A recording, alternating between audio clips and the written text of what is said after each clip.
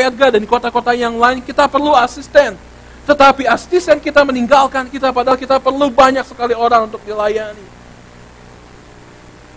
Saya dapat memahami kekecewaan yang luar biasa yang ada di dalam Paulus. Kekerasan sikapnya yang luar biasa. Dan saya yakin, tidak mudah bagi Paulus pada waktu itu untuk berkata seperti itu kepada Barnabas. Ya udah kita pisah. Seorang rekan pelayanan tokoh. Dua-duanya menjadi tokoh yang luar biasa.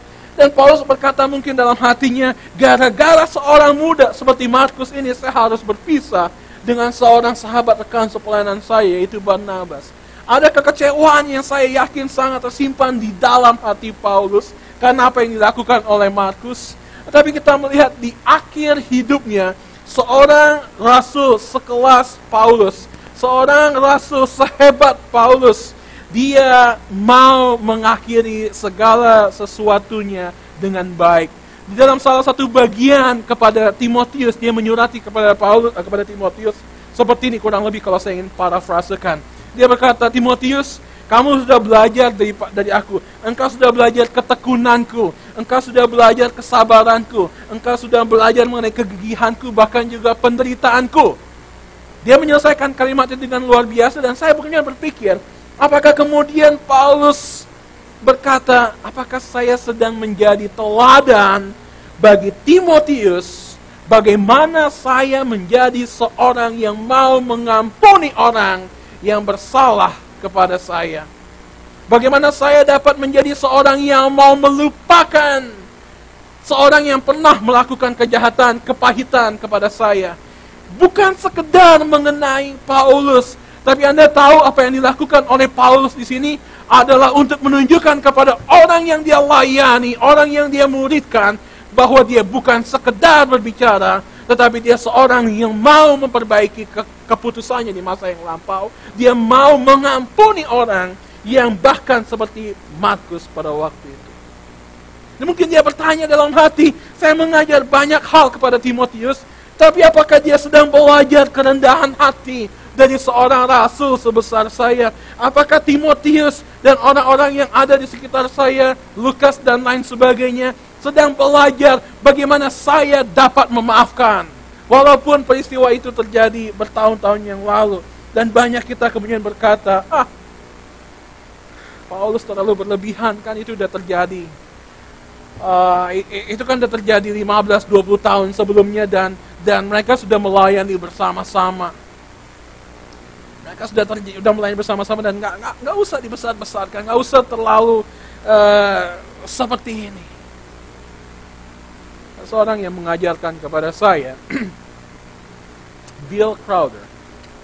Kalau Anda suka baca RBC, Radio Bible Class, Our Daily Bread, dia adalah seorang penulis yang luar biasa. Suatu saat saya ada kesempatan untuk menerjemahkan dia ketika dia datang di Jakarta. Dan karena persahabatan itu, sekarang saya ada di dalam board of advisor dari RBC di Amerika Serikat ini. Hebat nih, ada 70 orang dari seluruh dunia dan saya termasuk salah satunya. Jadi jangan terlalu itu hebat banget. Tetapi kemudian Bill Crowder mengajarkan sesuatu kepada saya. Dia mengajarkan seperti ini, luar biasa. Biblical counseling is not forgive and forget. Dia berkata, counseling yang pernah Anda lihat adalah forgive dan forget. Ya udah, maafkan dan udah, lewatin aja, lupakan aja semua. Tapi dia berkata, yang penting dalam Alkitab adalah Anda harus konfrontasi dengan orang tersebut dan mengatakan ini yang harus terjadi. Dan saya yakin yang sedang dilakukan oleh Paulus pada waktu itu adalah membuktikan bahwa dia tidak sekedar memaafkan, melupakan, tapi dia ingin membuktikan bahwa dia sungguh-sungguh melupakan dan memaafkan. Malam hari ini, bagaimana dengan Anda dan saya? Apakah kita sudah menjadi seorang pemaaf yang mampu memiliki kalkulator sederhana yang ada di dalam dunia ini yang pernah diajarkan oleh Alkitab? Rumus yang paling sederhana yang Tuhan pernah berikan kepada kita.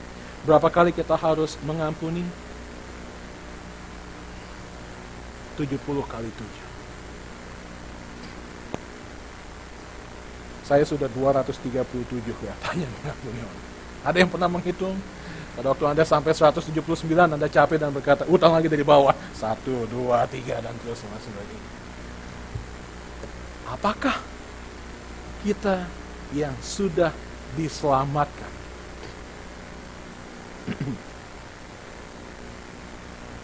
mampu mengampuni orang? Pak, kalau orang itu orang yang ada dalam pelayanan sih mungkin kita, Pak. Tapi bagaimana kalau orang itu nggak tahu diri, Pak? Gimana kalau orang itu nggak kapok-kapoknya diampuni, dimaafkan, dan terus. Maju terus ke dalam ayat yang ke-16.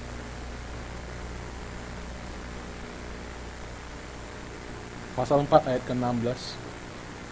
Paulus berkata seperti ini.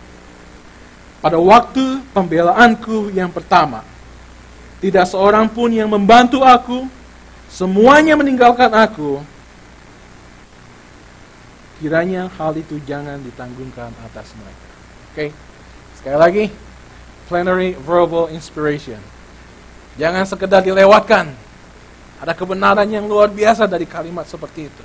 Paulus sedang berbicara mengenai ketika dia diadili oleh Romawi, dan sayangnya tidak ada orang-orang lain yang mau mendampingi dia.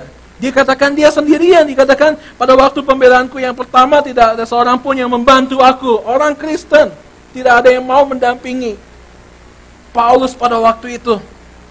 Paulus memiliki hak untuk marah, untuk protes, untuk menegur, untuk komplain dan lain sebagainya. Tapi dia berkata kepada Timotius, kalimat yang luar biasa yang saya ingin kita semua renungkan pada malam hari ini. Ketika dia berkata, kiranya hal itu jangan ditanggungkan atas mereka. Saya ulangi kalimat itu sekali lagi. Kiranya hal itu jangan ditanggungkan atas mereka. Pertanyaannya, dari mana Paulus belajar kalimat itu? Dari mana Paulus belajar kalimat itu? Sebelum Yesus, dia belajar dari satu orang. Ketika dia belum menjadi seorang petobat, Paulus adalah seorang tokoh agama.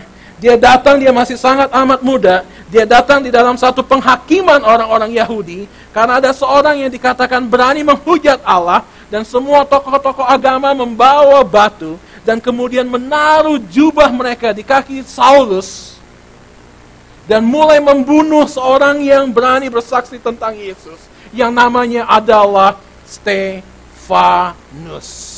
Ketika orang mulai merajam Stefanus melihat kepada langit, dan dia berkata, aku melihat anak Allah berdiri di sebelah, aku melihat Yesus berdiri di sebelah kanan Allah Bapa, dan orang semakin marah, dan kalimat yang terakhir keluar dari mulut Stefanus adalah, Tuhan, jangan tanggung kesalahan mereka.